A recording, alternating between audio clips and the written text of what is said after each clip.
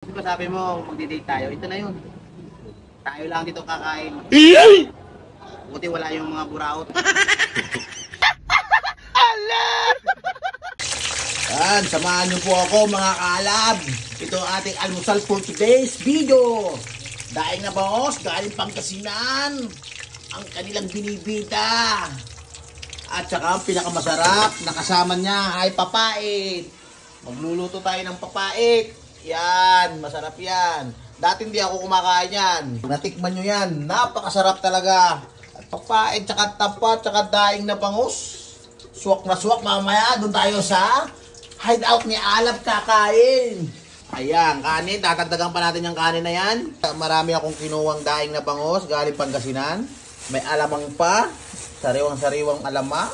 At saka may asawang napakaganda. Oh wow, sweet. Hi vlog! Welcome to my guys! This is Alam in the house! Nandito na naman tayo sa hideout ni Alab. Dito tayo mag-aalmusal ngayong araw na to. Check yung pagkain. Yan, ayun ang mga pagkain namin, almusal. Kami lang mag-anak muna kakain.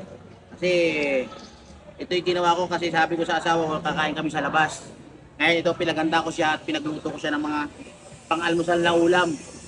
Ito pa, may kami yung mga dessert kami. Ayan, meron kaming chicken curry, hinangag, nilagang itlog. Meron kami papaitan galing Pangasinan. Papaitan. May tinapa, pare guys. Tinapa.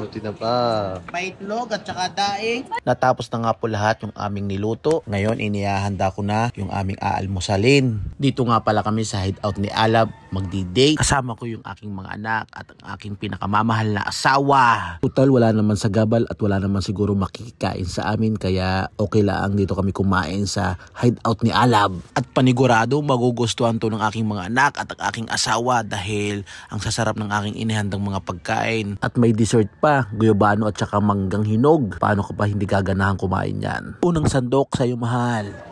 Okay. Okay, kain. Ayan. Okay, kaya tayo lang. Kasi ba sabi mo, magdi-date tayo? Ito na yun.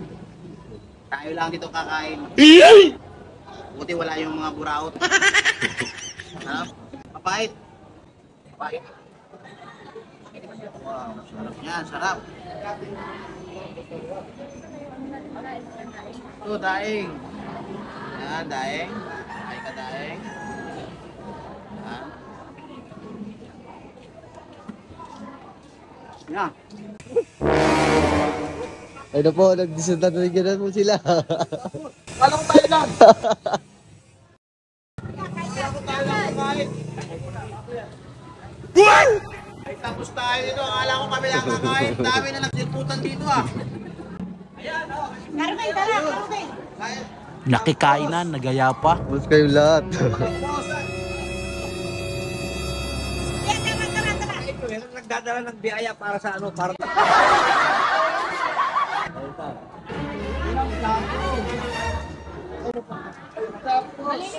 Tapos! Dami na nagsika. Ay, wala. Kala ko date lang namin to eh.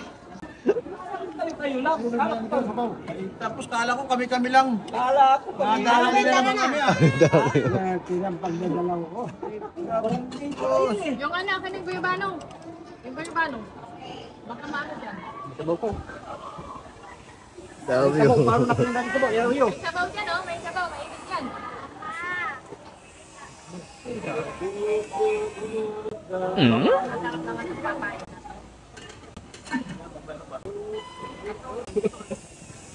Alam mo ba, Lablab?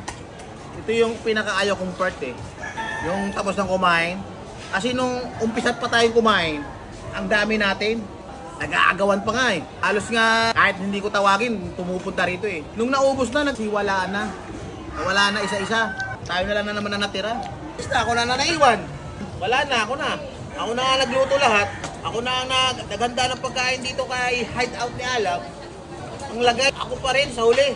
Ako maglilinis ito, magliligpit. Buhay talaga. Sige po, sa uulitin. Ay, nako. Napakain mo lang sila lahat.